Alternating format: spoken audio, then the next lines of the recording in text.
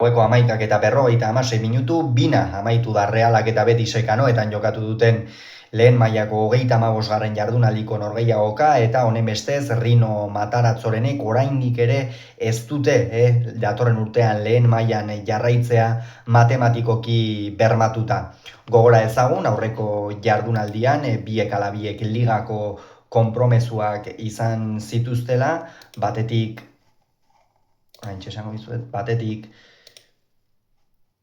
Realak 1-0 galdu zuen Sevillaren aurka Sevillan, eta Betisek 3-0 irabazi zion Oviedori. Beraz, bi taldeak dinamika ezberdinetan iritsi dira gaurko norgehiagoka honetara, eta horregatik Rino Mataratzok eta Manuel Pellegrinik honako 11 hauen aldeko apustua egin dute. Batetik Reala 4-3-3ko sistemarekin irten da, Remiro izan da atepean, atzealdean lauko lerroan eskuinetik Aritzek jokatu du, ezkerretik Sergio Gomezek, Txaleta Txar eta Jon Martin izan dira atzealdearen erdialdean, euskarri moduan Gorrotxategi jokatu du, laguntzaile barnekaldean Soler eta Oiartzabal izan ditu, naiz eta Solerrek behar bada gehiago Gorrotxategiren ondoan jokatu, eta goian Kubok jokatu du eskuinaldetik, ezkerretik Barrenetxeak, eta puntan Horri Oskarson izan da Oiartzabal kapitain. Eta Betisen aldetik berriz Manuel Pellegrinik 4-2-1 sistema ezarri du, Álvaro Valles izan da atepean, atzealdean lauko lerroan Ruibale kapitaina jokatu du eskuinetik, ezkerretik Ricardo Rodríguezek, Valentín Gómez eta Llorente izan dira atzealdearen erdialdean, Rokak eta Altimira jokatu dute euskarri bikoitzean, erdi puntan Pablo Fornals izan da, eskuinetik Antoni jokatu, ezkerretik Abdek, eta puntan Kutxo izan da. Epailea Muñiz Ruiz izan da, Galvez Rascon izan du barrean laguntzaile, oro har lehen zatia ongi kudeatu du, baina bigarrenean apur bat, naiz eta ez modu nabarmenean, baina eskuetatik joan zaio norgehiagoka. Norgehiagoka hasieratik ikusi da bi taldeek defentsan itoginak zituztela. Hor askotan sartu dira, alde batetik eta bestetik bi taldeak, eta batez ere Realean nabarmentzekoa izan da nola Ander Barrenetxeak gehien bat barnekaldetik jokatu duen, ez? Kanpotik gutxi ikusi dugu Donostiako erasoko jokalaria, gehien bat Sergio Gomezi utzi dio ezkerreko hegal guztia, eta Barrenetxea barnekaldetik sartu da, eta bestalde nik uste gaur nahiko nabarmen geratu dela Oiartzabalek askoz ere gehiago parte hartzen duela jokoan,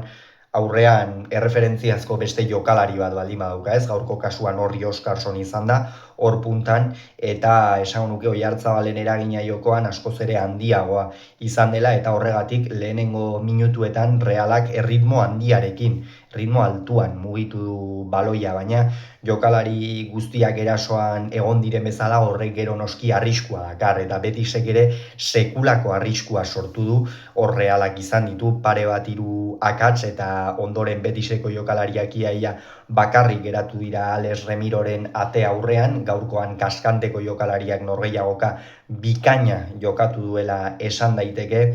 aurreko asteetan eta kritika dezente jaso ditu kaskanteko atezainak, eta gaur kritika horiei hiruzpalau geldiketa ikusgarri eta erabakigarri eginez erantzun die. Minutuak aurrera joan ala, aipatu duen bezala bi taldeek itogin handiak zituzten atzealdean, eta kontuan izan behar da baita ere bi taldeek erasoan jokalari azkarrak eta arriskutsuak dituztela, ez? Betisek ere Antonirekin eta Abderekin minikeragarria egin du, aipagarria baita ere Pablo Fornalsek egin duen norgehiagoka, bai erasoan, bai atzealdean baloia jasotzerako garaian, eta oso norgehiagoka serioa jokatu du Betiseko zelai erdiko jokalariak, eta erabakigarria izan da zenbait erasotan, eta norgehiagoka edozeinentzako zegoela ikusi zitekeen, ez? Eta naiz eta 39. minutura arte ez den lehen gola iritsi, lehen gola edozeinentzako erortzitekeela ikusten zen, bi taldeek atzealdean oso lan kaskarra egin baitute. Zulo handiak utzi dituzte, eta horiek zenbaitetan baliatu badituzte ere, atezainek ongi erantzun dute. 36. minutuan Sergio Gomezek sekulako aukera izan du, hor gainera gaur Horri Oskarsonek, gero aipatuko dugu, azkenerako sarera bota duela baloia, ez? Baina oro har izan ditu, lau aukera area barruan oso garbiak, eta ikusten da konfiantza apur bat galduta dagoela Islandiako jokalaria, eta hori islatu da inolako zalantzari gabe lehen dabiziko jokaldi horietan. Eta 36. minutuan Sergio Gomez zutoinera joan zaio baloia, eta barkatu, urrengo jokaldian Sergi Altimirak Antoniri eman dio baloia, badakigu jokalari honek zenolako arriskua duen, naiz eta azken asteetan ez dabilen oso fin, beti oso jokalari arriskutsua da, beti erriflea hor apuntatuta eta jaurtitzeko pres dauka beti, eta gaurkoan horixe egin du, bere galean baloia hartu, eta bere ohiko jokaldia barnekaldera egin, areaz kanpotik jaurti, eta Remirok ez du ezertxo ere egiterik izan, azpira izkinera bota dio, kaskanteko atezaina iritsi ez edin, eta Betisen lehen gola iritsi da Realarentzat, kolpea izan da, norgehiagoka berdindua zegoen horretan, eta bi taldeek aukerak izan dituzten horretan azkenerako lehenengoa gola erdiesten Betis izan delako, baina oraindik ere bigarren zati osoa zeukan Rino Mataratzoren taldeak norgehiagokari buelta emateko, Barrene fin ikusi dugu lehenengo zatian, behar bada vertikaltasuna falta izan zaio, baina magia eta kalitatea soberan erakutsi ditu, Soler ibili da apur bat desagertuago, Gorrotxategik sekulako partida jokatu du gaurkoan, baina berari ere zelaiaren 3 laurdenetatik aurrera joatea apur bat kosta egin zaio, eta oroar Realaren lehen zatia ona izan da, baina bigarrenean egin beharra zeukan aurrera, beste pauso bat eman beharra zeukan, gainera partidari buelta eman, eta kolpe oso gogorra izan da 57. minutuan, lehenengo zatian finaritu da Jon Martin, eta oroar norgehiagoka ona egin du, baina bigarren zatian Abdek postuan nabarmen irabazi dio, eta jokalari abila da, azkarra da, Marokokoa, eta partidako bigarren gola erdietsi du hor, lasterkaldi bikain, eta area barruan jaurtik eta ikusgarri baten ondoren, ezta, Realarentzat aipatu moduan kolpea izan da, bigarren gol hau batez ere lehenengo zatia berdindua joan delako, eta bigarrenean ziur aski Rino Mataratzoren planteamendua hasieratik dominatzen hastea zelako, behar bada erasora abenturero egi joan da Reala, eta hori larrutik ordaindu du ondoren Abderen gola jasota. Minutuak aurrera joan ala gainera Realaren zehaztasun falta nabarmena zen, Betisek apur bat baloia eman dio, jada Betisek 2 gol sartuta atzealdean, eta badaki sendo egoten talde ona dauka, emaitzei eusteko, zelai erdian ere bazituen baliabideak, eta oroar ongi aritu da Betis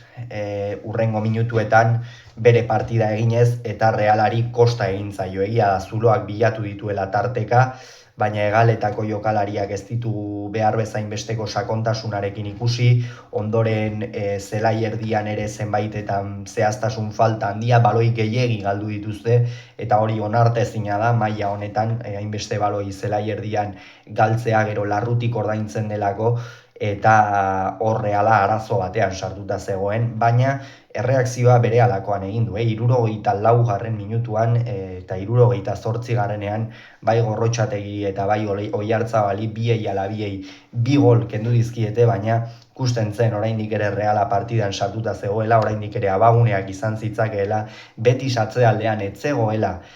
pentsatzen zena bezain ziur, eta horregatik jarraitu beharra zeukan jokalariak horretarako bazeuzkan Realak, Susic, Marin sartu dira, freskotasuna emateko, biek ala biek badaukate gaitasuna area zapaltzeko eta area barruan baloiona jartzeko, eta hori baliatu du,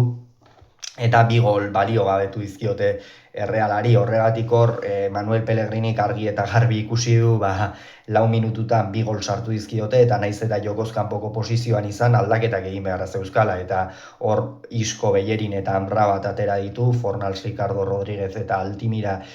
kenduz, eta hala ere horrekin Betisek ez du lortu oraindik ere norgehiagoka istea behintzat eta Realak aurrera jarraitu du fedea bazuen, Rino Mataratzok zerbait eman badio Realari hori norgehiagokak azkenera arte borrokatzea da, naiz eta huts eta bigaltzen joan norgehiagokei ere buelta eman izan die, eta horregatik oraindik ere bazegoen fedea, eta ere bazeukan fedea, zaleak animatzen ari ziren taldea espirituarekin bazegoen, ez da joan den astean Sevillaren aurkako norgehiagoka bezalakoa izan, ez da gutxiagorik ere norgehiagoka horretan tamalgarri aritu gaitzen Reala, baina gaur zaleen aurrean eta oraindik ere aukerak ikusten ziren, ez? Eta hain zuzen ere 79. minutuan, hirugarrenean, Oskarsonen kasuan 5-6 ere bai, erdirak eta ipini du Sergio Gomezek ezkerretik eta Oskarsonek gola egin du. Hor fedea are gehiago areagotu da, gainera karrera atera da, ez? Honek ere gola badu, sekulako aukera eduki du, hor Gorrotxaren jaurtiketa ondoren, Oskarsonen jaurtiketa ondoren hor gora joan da, eta, egia esan Realak aukerak izan ditu, gainera partida irabazteko, Betis azken minutu horietan ja partida amaitzeko gogo zen, erasoan oso kamuts, ez dute lortu Reala intentsitatean ikuste bikoiztu egin duela, ikusita Betis larri zebilela, eta 80.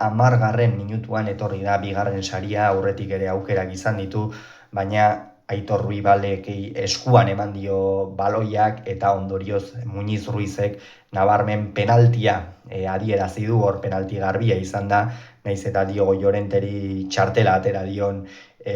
protesta egiteagatik, gaur aipatu behar dago, gainera Diego Llorentea noetara itzuli da, aurretik ere jokatua da, ez, baina gaur ere jokatu du, eta esan ez da finibili, sasoi batean Realean aritutako erdiko atzelaria, eta hor penaltia, Mikel Oyarzabalek bikain jaurti eta sareetara bidali du, bina norgehiagoka, zaleak erotuta, armaia ere, eta egia esan Realarentzat ofizio handiko partida atera du aurrera, Ruibal ere kalera bota du Muñiz Ruizek, eta aipatu du, ez, bigarren zatian Muñiz Ruizek behar bada ez duela hainbeste asmatu, baina kasu honetan nik uste gehixeago ere utzi beharra zeukala, ez du utzi azkenerako puntu banak eta Reala eta Betisen artean, eta esan daiteke Realarentzat puntu ona izan dela, naiz eta aipatu moduan oraindik ere Rino Mataratzoren taldeak ez daukan salbazioa datorren urtean lehen mailan jarraitzean matematikoki ziurtatuta, oso zaila dela hori gertatzea, gauza asko gertatu behar direla hori gertatzeko, baina orain horixe, 8. postuan da, Reala, 54 punturekin, eta une honetan, horixe, Alaves 6-7 puntu, dauka Alaves gainetik, 9 geratzen dira jokatzeko, eta ea zer gertatzen den, hurrengo 3 norgehiagoketan, ez da. Une honetan Betis 5. postuan da, 54 punturekin, ia txapeldunen ligako postu hori ziurtatuta dauka, gora ezagun aurten ligako 5. txapeldunen liga jokatuko duela, ikusiko dugu ea Celta hori borrokatzeko gai den, gaur ere irabazi baitio Atletico Madrid, eta borroka hori oso interesgarria izango da, elkarren arteko hau, eta Reala berriz 8. postuan da, 54 punturekin, Europa Liga ziurtatuta, kopako txapeldun izan delako, baina oraindik ere, matematikoki salbazioa datorren urtean lehen mailan jarraitzea bermatu gabe. Gogoratu beraz, Realak 2, Betisek 2 anoetan.